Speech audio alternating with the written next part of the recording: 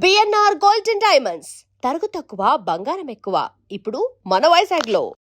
అయితే ఇంకొక చిన్న విషయం కూడా సార్, సావిత్రి గారు అంటే ఒక స్టార్గా ఉన్నప్పుడు కానీ ఆమె ఆస్తి అంతా కొంత లాస్ అయ్యి తర్వాత గోరింటాకు లాంటి సినిమాలో మదర్ క్యారెక్టర్ చేసిన ఆ సందర్భంలో కానీ ఓవరాల్ మొత్తం పీరియడ్లో సావిత్రి గారిని ఎప్పుడూ సావిత్రిలాగే చూసి అవును ఆమెను అంతే గౌరవించిన వ్యక్తి గుమ్మడి గారు అంటే. అవును.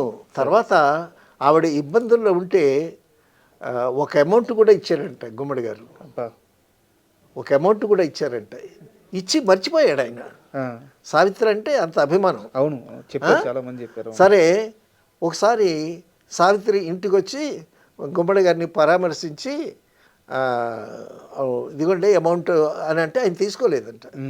తీసుకోకపోతే అప్పుడు దిండు కింద పెట్టి వెళ్ళిందంట. సో ఆ విధంగా ఆమె ఆ రుణం కూడా ఉంచుకోలేదు. ఆ రుణం కూడా ఉంచుకోలేదు. తర్వాత ఆవిడ పరిస్థితి చూసి ఎవరికి తెలియకుండా ఒక హెల్ప్ చేసినట్టు ఆ విధంగా సావిత్రి అంటే చాలా అభిమానం ఆయనకి. సావిత్రితో ఎన్ని సినిమాలు యాక్ట్ చేశాడు ఆయన. నిజంగా ఒక ఫాదర్ కానీ మామయ్య కానీ. అవును, వాళ్ళిద్దరూ ఏదో నిజమైన తండ్రి కూతురులాగే ఉండేవాళ్ళు. తర్వాత గుమ్మడి గారు చాలా సాహిత్య ప్రియుడండి. కవులన్నా రచయితలన్నా సాహిత్యం అన్నా పాట అన్నా తర్వాత మంచి డైలాగులన్నా సాహిత్య ప్రియుడు ఆయన. శ్రీనారాయణ రెడ్డి గారిని పాటలు రాయటానికి ఎన్టీ రామారావు గారు ఇన్వైట్ చేస్తే శ్రీనారాయణ రెడ్డి గారు మెడ్రాస్ వస్తే ఆయన్ని రిసీవ్ చేసుకోవటానికి ఎన్టీ రామారావు గారు త్రివిక్రమరావు గారితో గుమ్మడి గారు వెళ్ళారు. ఓకే, ఆయన ఇంట్రెస్ట్ అనమాట. సో ఆ విధంగా కవులన్నా సాహిత్యం అన్నా చాలా ఇంట్రెస్ట్. తర్వాత గుమ్మడి గారికి గమ్మత్తు అనే ఒక అలవాటు ఉందండి. ఏంటంటే సీన్ చెప్పామనుకోండి, సీన్ చెప్తే ఆయన డైలాగులు విని ఆయన డైలాగు మారుస్తాడు. ఓకే, డైలాగు మార్చడం సరదా ఆయనకి. ఏంటి, అన్నం తిన్నారా అని ఉందనుకోండి, అన్నం తిన్నారా అంటే మామూలుగా సింపుల్గా ఉంటుందండి, భోజనం చేశారంటే బాగుంటుందండి అని మారుస్తాడు. భోజనం చేశారని ఉందనుకోండి, అన్నం తిన్నారు, భోజనం చేశారా అనేది పెద్ద మాటలాగా ఉందండి, కొలొక్కిలుగా ఉంటుంది, అన్నం తింటారని మారుస్తాడు. ఆయనకు ఒక అలవాటు, అంతే ఆయనకి అలవాటు. అంటే ఆ డైలాగుల మీద నిశ్చితంగా పరిశీలన చేయటం అనమాట. సంపూర్ణ రామాయణంలో దశరథుడు వేషం వేశారు గుమ్మడి గారు. రాముడి వేషంలో శోభన్ బాబు గారు ఉన్నారు. శోభన్ బాబు గారు గుమ్మడి గారితో ఒక డైలాగ్ చెప్పి, మీ వాత్సల్యమే మాకు సర్వరక్ష అని డైలాగ్ చెప్తాడు. అప్పుడు గుమ్మడి గారికి డైలాగులు మార్చే అలవాటు ఉంది కదా, ఈయన డైలాగులు మార్చుకుంటే ఓకే, ఎదుటి వాళ్ళ డైలాగులు కూడా మార్చాలని చూస్తూ ఉంటాడు ఈయన. అప్పుడు ఏమన్నాడు గుమ్మడి గారితో ఏమన్నాడు శోభన్ బాబు గారు, సర్వరక్ష అన్నారు, మీ వాత్సల్యమే సర్వరక్ష అని అన్నాడు. అని అంటే గుమ్మడి గారు అన్నాడు, మీ వాత్సల్యమే శ్రీరామ రక్ష అనొచ్చు కదా అని అన్నాడు. ఈయనే శ్రీరాముడు కదా అని అంటే అప్పుడు ముడముడి వెంకటరాముడు గారు వెంటనే అందుకొని, ఏమంటే అలాగ అనకూడదు, మీరు డైలాగులే మార్చమాకండి, శ్రీరాముడే శ్రీరామ రక్ష అని తాను అలా అనుకుంటాడు, మీ వాత్సల్యమే సర్వరక్ష అదే ఉంచండి, మీరు డైలాగులు మార్చకండి అని.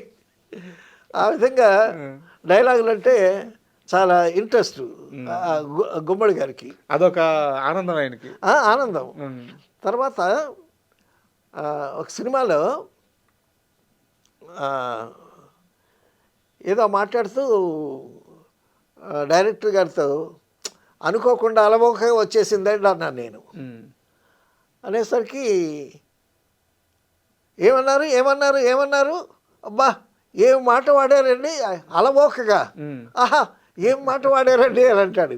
అంటే మాటలు అంత సాహిత్యం అంటే డైలాగులు అంటే అంత ఇంట్రెస్ట్ ఆయనకి గుమ్మడి గారికి. తర్వాత ఒకసారి ఇది ఎందుకు వచ్చిందంటే జగ్గీ గారు కూడా ఉన్నారు స్పాట్లో. జగ్గీ గారు ఉండి నేను కాస్త తెలుగు పండితులుగా చేసి ఉన్నాను కదా, తాడుపేడు జంట పదాలు కదా అన్నారు జగ్గీ గారు. అని అంటే నేను అటు ఇటు చూస్తున్నాను, మిమ్మల్నేనండి అని అన్నాడు ఆయన. అనంటే అవునండి తాడుపేడు జంట పదాలే, తాడో పేడో తేల్చేస్తాను అంటారు, అవి జంట పదాలే అని అన్నాను నేను. సో ఇంక పక్కన అందుకుని అప్పటి నుంచి ఆ డైలాగ్ పేపర్ ఇస్తే అన్నీ కరెక్ట్గానే ఉన్నాయా, ఏమన్నా మార్చడానికి ఉంటుందా గుమ్మడి గారు, ఆ ఇంట్రెస్ట్.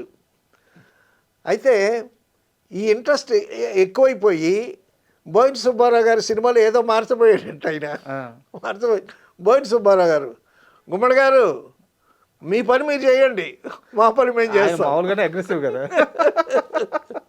బోయిన సుబ్బారావు ఆయన మనిషి అలా అల్పంగా కనిపిస్తాడు కానీ అగ్రెసివ్ ఆయన. చాలా డిటర్మినేషన్ అవును. ఉండేటువంటి డైరెక్టర్.